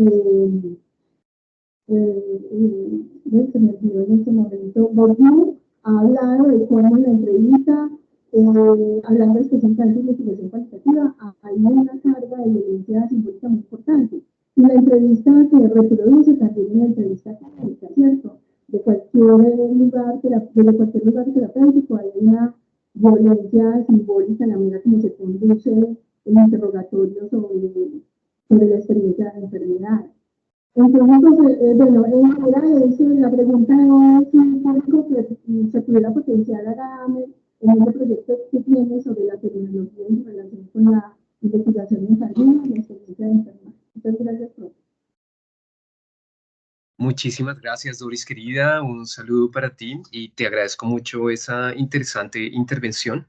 Temo que por el volumen me perdí una parte y voy a mirar en la grabación luego con mucho cuidado, voy a repetirla para no perderme nada, pero bueno, veo que ya conoces, digamos, algunos textos, el texto de Van Manen sobre el proyecto, digamos, fenomenológico hermenéutico y has tenido la ocasión, digamos, de aplicarlo. Y bueno, coincido contigo, hay todavía una gran dificultad en el lenguaje y en la forma de acceso a la fenomenología. Sigue siendo muy difícil. Precisamente por ello yo considero que en parte los que hemos estudiado filosofía y nos dedicamos a estos temas tenemos que jugar un poco el rol de mediadores, de profesores, digamos, que acompañan estos ejercicios y pues me parece que lo ideal es poder, digamos, formarse en algún tipo de metodologías fenomenológicas, porque digamos que hay varios tipos de metodologías fenomenológicas. Yo me refería al método fenomenológico en general, pero hay algunas variaciones y algunas propuestas diversas y hace mucha falta una formación en metodologías fenomenológicas y hermenéuticas que a veces son complementarias y a veces pueden ser también distintas. Entonces, creo que en nuestra universidad bien podríamos pensar a futuro en un tipo de formación de ese tipo que yo creo que estamos necesitando y que puede servir no solamente para las facultades de medicina, sino también para las facultades de enfermería, para temas de educación en salud y temas de política en salud y demás. Es decir, hay una necesidad sentida sobre esto. Bueno, debo agregar un paréntesis. El doctor Juan Carlos Ávila de la Universidad Militar Nueva Granada está compilando un libro en este momento que esperamos se publique este mismo año sobre metodologías de investigación cualitativa en salud, dentro de las cuales pues hay un capítulo sobre hermenéutica, otro sobre fenomenología y demás. Entonces esperamos suplir eso poco a poco. Muy bien. Piedad Morales, adelante. Muy buenas tardes para todas, todos. Pues lo primero, agradecer la posibilidad de compartir estos espacios. Yo soy socióloga de formación y he dedicado gran parte de mi vida a participar desde las asociaciones de usuarios. Y saludo y recibo con mucho beneplácito esto que médico usted nos plantea, ¿cierto? En términos de que lo considero un gran avance en esa reclamación que siempre hemos hecho los usuarios y los pacientes, en esa desconexión constante entre el médico tratante y el paciente. En algunos de sus apartes de la exposición, recreaba en la mente cómo desde muchos ámbitos hemos planteado que es como si el médico se documentara mucho en la enfermedad, mas no lograra contemplar al paciente, que es quien padece la enfermedad. Y la enfermedad es parte del paciente y el paciente es parte de la enfermedad. Entonces, cuando usted los logra como vincular, como hacer presente al uno y al otro, creo que para nosotros eso va a ser un gran avance y una forma muy humana en realidad de empezar a ver la medicina y los tratamientos que desde la medicina se puedan proveer para las diferentes enfermedades. De hecho, y valido mucho en el debate por el derecho a la salud, el papel que juegan los determinantes de la salud. Pero mire que todos los determinantes son agentes externos, porque cuando hablamos también de la psicología es como si la mente transitara por un lado y el cuerpo del individuo por otro, y no hacemos uno solo en lo concreto, en lo real. Entonces, más que una pregunta, quería agradecer estos procesos, decirles que los pacientes y las pacientes seguimos siempre en una reflexión constante de qué papel jugamos en todo este entramado de la medicina, porque a veces nos sentimos como los menores de edad que no tenemos la posibilidad de decidir ni de opinar sobre nuestros cuerpos. Una de las situaciones que va llevando a eso es la dificultad que tenemos para expresar cuando llegamos a la consulta médica qué es lo que sentimos. No es gratis que se nos olvide qué sentimos o que entramos al consultorio y es como si la enfermedad hubiese desaparecido, entonces se nos olvidan muchos de los síntomas. Y eso no pasa solo a las personas adultas mayores, eso le pasa a muchos de los pacientes. O que entran a mentir, porque también va haciendo carrera algo en lo que yo desde las asociaciones de usuarios insisto mucho, en que si no somos claros con el diagnóstico, ustedes difícilmente nos van a poder ayudar a resolver el problema. Entonces mentimos porque le dicen a uno de una manera muy coloquial, no, es que exagere para que lo puedan atender, pero es que si yo exagero mi dolor, mi patología, ustedes no van a poder entender qué es lo que yo tengo. Y todo eso pasa por esa separación entre el cuerpo y el ser. No me quiero extender más, pero reitero la gratitud con el espacio y la posibilidad de que nos escuchen a los no médicos. Bueno, Andrés ya fue graduado como médico, felicitaciones. Andrés es Ay, qué pena. filósofo de Disculpe. profesión, pero tranquila, Piedad. Pablo, adelante. Pablo Patiño. Gracias, Piedad. Pablo, el micrófono. Vaya entre primero a los perros, hombre. Pablo. Ya, ahí. ¿Ya lo entró? Ah, bueno. Ahora sí, Pablo, buenas tardes y muchas gracias, Piedad, también. Bueno, no, Andrés, es solo para agradecerte por esta maravillosa reflexión. Yo creo que ya se ha dicho, pues, en muchos de los aspectos fundamentales.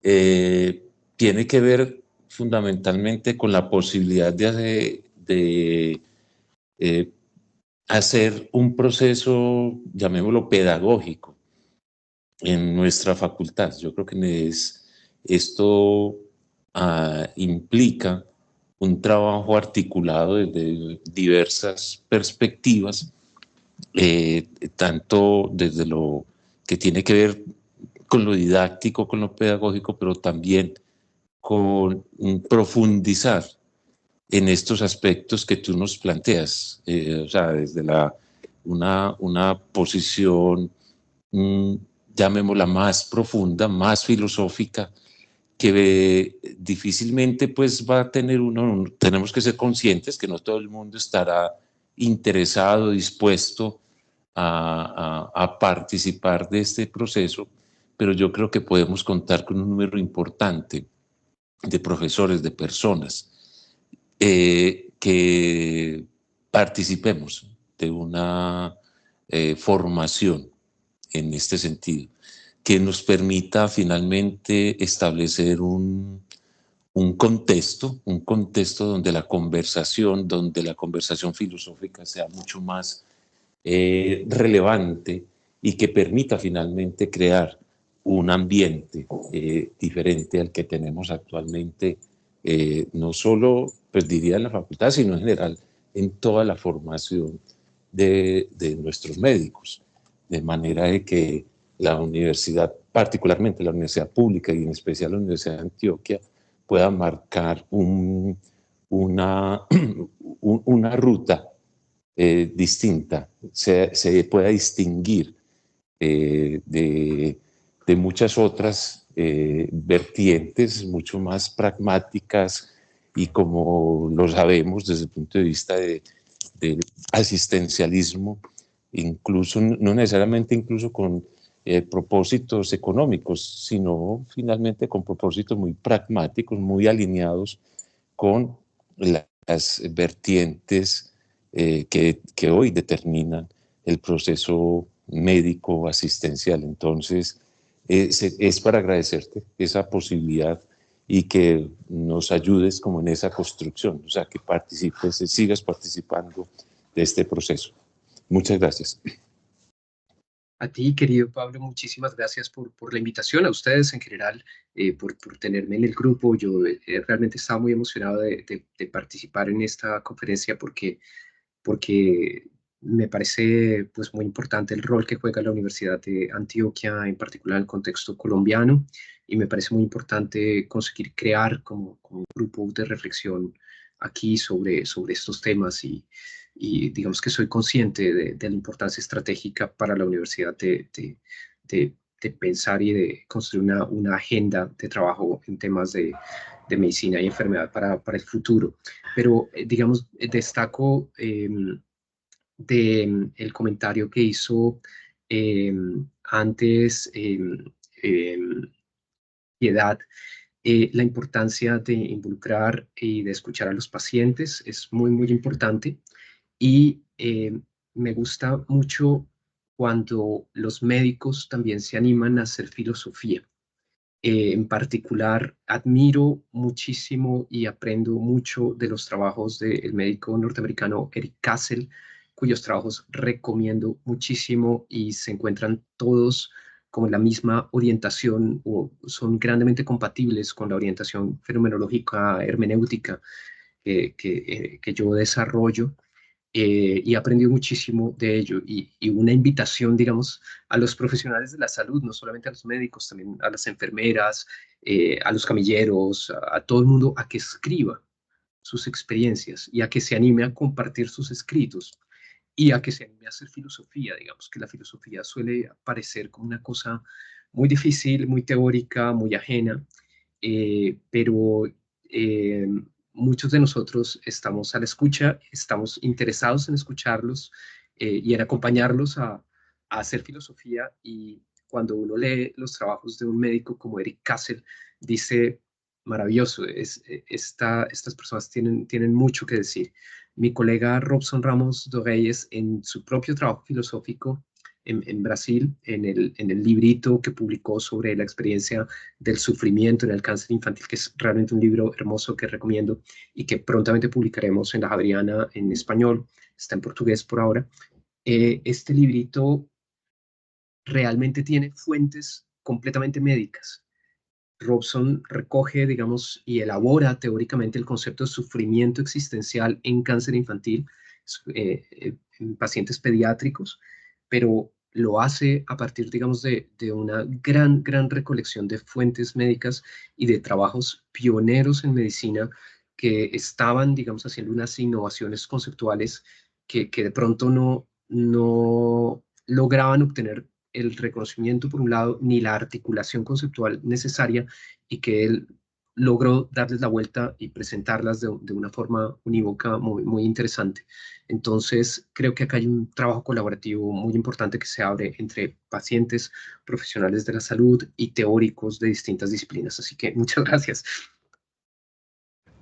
Mario Alain, o Alain. Mario, activa el micrófono.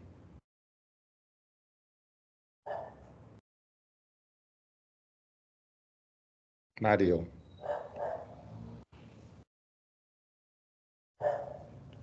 Bueno, no, mientras Mario logra activarlo, Marcela Vélez, a los profesionales de la salud se les pierde algo humanista en el camino de la formación y la práctica profesional.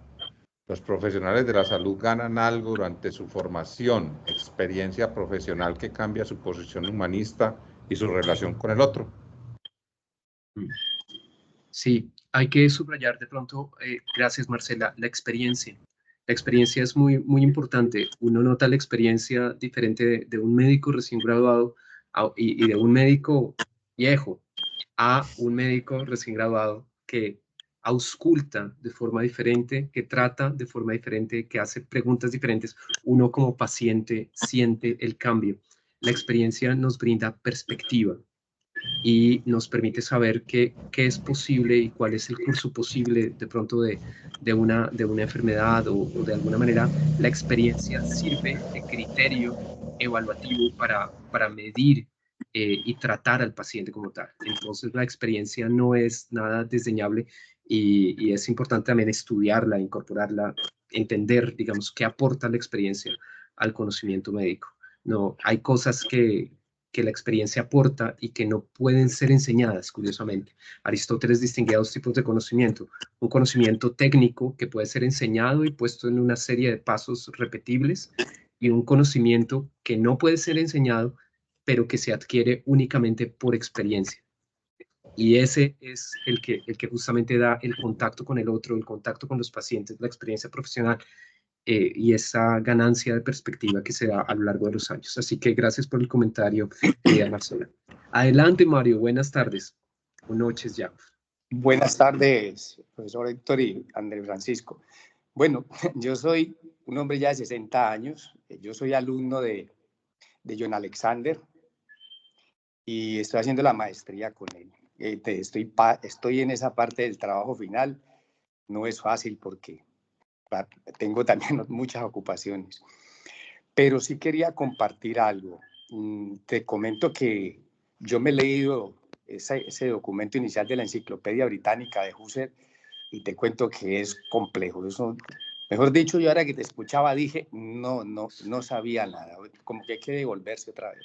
O sea, no es fácil, gracias, menos mal que tenés como ya unas herramientas, unos elementos para poder compartirlo con nosotros, este mundo, en este mundo. Bueno, no, pero quería compartirte algo porque creo que la iniciativa sí es muy importante. Yo por ahí escribí un texto que nunca lo publiqué porque me quedé corto en referencias y hoy en día el mundo de la ciencia se ha vuelto muy complejo y eso no está lleno de referencias.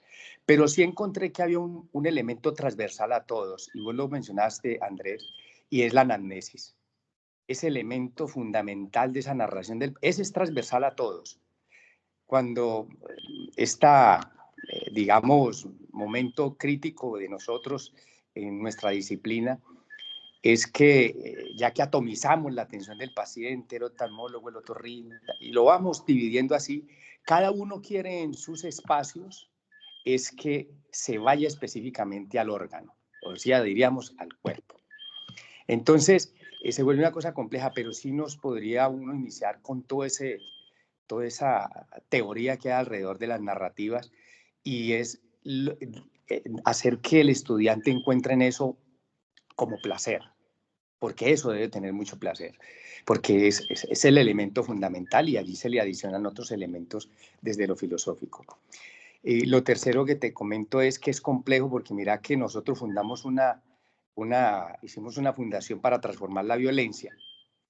Y en esa fundación, pues, el punto que nos llevó a eso era que éramos unos excelentes cirujanos, o sea, atendíamos el cuerpo, pero nos faltaba atender las heridas del alma. Entonces, Áreas del Alma se hizo ya todo un proyecto, ya llevamos 6 años en eso, ahí ya estamos, no es fácil, porque esas heridas del alma necesitan otras disciplinas, muchas disciplinas, sociólogos, se necesitan psicólogos, psiquiatras, hasta personal que sea de educación religiosa, es decir, como le llamamos nosotros los pastores, también necesita un tipo de atención diferente. Pero dentro de eso, el estudiante tiene participación en una cosa que se llama el cuento como una herramienta sanadora. Entonces, hasta para eso hay que tener formación, porque un cuento es complejo. Pero gracias por esta charla. Alexander fue el que me dijo, mira, van a dar esta charla, cancelé unas cosas para poder escucharlos y creo que hay un granito de arena para ir aprendiendo. Muchas gracias por la invitación. Mario, querido, muchísimas gracias por tu comentario. Me parece muy importante lo que mencionas y simplemente referencio los trabajos de la médica norteamericana Rita Charon sobre la narratividad y la narratividad y la identidad narrativa. Curiosamente, el concepto de identidad narrativa desarrollado por Paul Ricoeur y Gadamer y digamos que la tradición hermenéutica termina siendo importante para la medicina en esto de la anamnesis, justamente. Ella hace trabajo con historias clínicas y con narraciones y efectivamente se habla de medicina narrativa como un elemento que ayuda justamente a restablecer, digamos, las estructuras de significado que se vieron alteradas con la experiencia de la enfermedad y acompañar el proceso, digamos, de sanación y de curación como tal. Y por otro lado, hay investigaciones que muestran justamente cómo la forma como uno interpreta un hecho cambia la experiencia del hecho. O sea, incluso el dolor, precisamente si se lo interpreta de cierta manera, puede cambiar la intensidad del dolor o la experiencia misma del dolor. Entonces, la interpretación y la narración son temas muy interesantes sobre los que se requiere todavía investigar muchísimo. Y por último, quisiera referenciar el trabajo de la doctora Nancy Moreno de la Universidad del Rosario en Bogotá, quien acaba de terminar una tesis de doctorado en humanidades médicas, siendo ella médica, psiquiatra y fundadora del programa de cuidados paliativos, sobre trauma severo, sobre la conexión entre trauma severo y el desarrollo de enfermedades autoinmunes especialmente, ¿no? Con un trabajo, estuve en la sustentación de tesis y es verdaderamente remarcable e interesante porque muestra cómo justamente la forma como percibimos el trauma puede desencadenar una enfermedad y cómo el tratamiento, el acompañamiento psiquiátrico, ella desarrolló un método en particular para trabajar con estos pacientes, ayuda a mejorar, digamos, su experiencia de la enfermedad. Entonces, esa dificilísima conexión de lo psicosomático y de lo somatopsíquico es algo en lo que se requiere investigar y en lo que también se requiere, pues digamos, de una concepción totalmente diferente de la que disponemos normalmente, que separa psique, soma y soma. Eso sería. Muchísimas gracias, Mario. Muchas gracias, Andrés. Bueno, terminamos la charla, no con él. Demian Guerrero. Bueno, buenas noches a todos, ¿cómo están? Buenas noches. Bueno, yo quería compartir algo. Yo hace poco, bueno, en el 2022, digo poco porque ya corre muy rápido, me gradué de filosofía y al final tuve una fijación por Jean-Paul Sartre sobre el cuerpo y incluso llegué a escribir algo sobre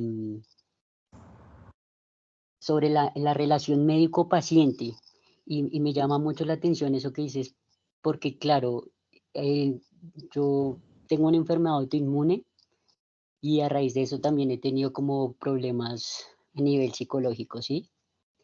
Entonces, cuando voy al médico es muy diferente a cuando yo voy porque me duele, no sé, alguna articulación, porque me duele el pecho, y es diferente cuando voy ya como tal al psiquiatra y digo, no, es que me siento triste.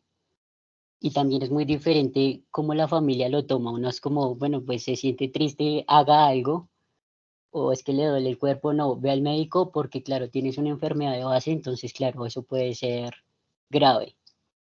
Entonces, sí creo que, o sea, hablar de enfermedad es, es muy complejo porque, claro, no solo está la enfermedad física, sino también está la enfermedad mental. Y que la deshumanización también que mencionabas también está en el médico, porque uno va y dice como no, es que el médico no se puede relacionar mucho con el paciente, no puede saber más allá del paciente, entonces a uno lo llaman, no, como el paciente con lupus, el paciente con cáncer, el paciente tal, pero la importancia de que es el nombrar, de decirle, de llamar a alguien por el nombre, eh, era eso. Y pues digamos que me llama la atención y es como una pregunta ahí que decías que claro, que el cuerpo entonces se convierte como una máquina que ha de ser reparada y que, claro, uno va al médico y en mi caso me atiende psiquiatras, me atienden reumatólogos, me atienden nefrología y un montón de especialistas y entonces como que ninguno se hace cargo, así como decías, sino como que uno va como de uno en otro, entonces cada mes es una cita médica, cada rato es un trámite diferente para un médico otro. Pero entonces, ¿cómo ver esa máquina que hay de ser reparada? Pues desde tu opinión, desde la parte mental. Esa es como mi pregunta, como quería saber tu opinión. Así que muchísimas gracias. He seguido tu trabajo desde hace rato y quería hace rato hablar, pero bueno, hoy me animé a abrir el micrófono. Muchas gracias. A ti, querido Demian, muchísimas gracias por compartir tu experiencia y bueno, felicitaciones también por estudiar filosofía, maravilloso, y por interesarte por la medicina en filosofía. Una parte de mi trabajo es decirle a los filósofos, ojo, la medicina es importantísima para la filosofía, tienen que aprender de eso.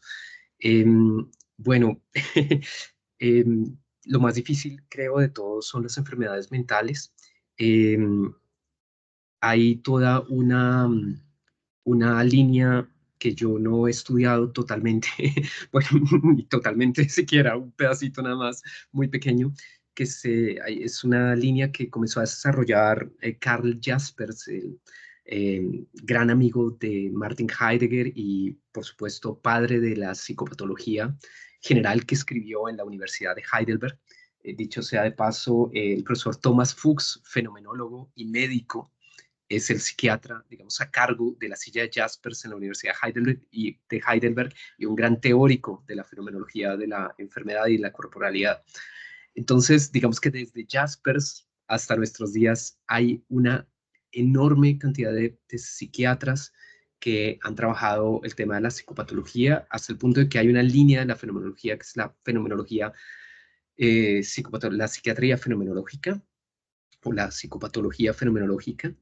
Y bueno, la idea general es que precisamente los fenómenos mentales y los fenómenos corporales no están separados, ¿no? Y en particular, para mí ha sido muy importante el trabajo del profesor Matthew Radcliffe en el Reino Unido, quien desarrolló una teoría de de unos estados afectivos totalizantes de base que configuran nuestra propia corporalidad y que se alteran con el advenimiento de la enfermedad, y que son a la vez psíquicos y corporales, es decir, ahí ya no cabe hacer la distinción. Entonces, digamos que hay nuevas teorías que avanzan por ese lado, y que empiezan a revisar lo que se había hecho antes. Y bueno, permítanme todos ustedes terminar con una anécdota, y con esto también cumplo una especie como de deuda que tengo con la Universidad de Antioquia, con un profesor cuyo nombre lamentablemente no recuerdo, de la Universidad de Antioquia. Resulta que cuando yo llegué del doctorado a trabajar en la Universidad de Antioquia, me encontré con un profesor de medicina cuyo nombre no puedo recordar lamentablemente, que venía con mucho entusiasmo a preguntarme que qué era eso de la fenomenología y que si yo lo podía ayudar, y él traía un paper que se acababa de publicar hacía poco, cuyo título en español decía "Cállese para que pueda escucharlo". Y el título hacía alusión a la experiencia, digamos, de estar examinando al paciente con el estetoscopio y decirle al paciente, bueno, por favor ya no hable más para que yo pueda escuchar su corazón. Y este médico, era un médico, se puso a pensar lo que significaba decirle al paciente que se calle para poder escuchar su corazón. Y a partir de ahí se acercó a la fenomenología y dijo, bueno, yo tal vez tengo que escuchar al paciente y no solo a su corazón. Y entonces encontró en la fenomenología como la manera de resolver esa cuestión. Este médico de la Universidad de Antioquia venía muy entusiasmado con este paper para que yo lo ayudara y lamentablemente en ese momento yo no tenía la comprensión, no tenía los elementos y me pasaba lo mismo que alguno de las personas en el público narró. Yo, digamos, mi aproximación a la fenomenología eran estos trabajos abstractos de Husserl, el artículo Fenomenología de la Enciclopedia Británica, tan difíciles, y yo materialmente es que no sabía cómo relacionar esto con la medicina y cómo salir adelante frente a la demanda de ayuda de mi colega de la Facultad de Medicina. Así que no recuerdo el nombre de este colega, pero en parte con esto empiezo a pagar la deuda de este colega que se interesó por el tema hace como 15 años que regresé de mi doctorado. Así que muchas gracias por permitírmelo. Muchas gracias, Andrés. Por aquí hay varios, Giuseppe, Hernán, César Ospina. De pronto conocen al profesor que menciona a Andrés en su anécdota. Bueno, con seguridad, Andrés, será el comienzo de una relación tuya con nuestra facultad, con nosotros, tal como lo expresó Pablo. Es nuestro interés en poder trabajar juntos en estos temas. Muchas gracias nuevamente, Andrés, a todos los asistentes y nos vemos entonces dentro de 3 semanas, creo que es, porque hay varios festivos por ahí. Andrés, muchas gracias, nos estamos viendo. A ustedes muchas gracias, un abrazo y gracias por escucharme y por la posibilidad de entablar este diálogo. Hasta pronto. Igualmente, chao, nos estamos viendo.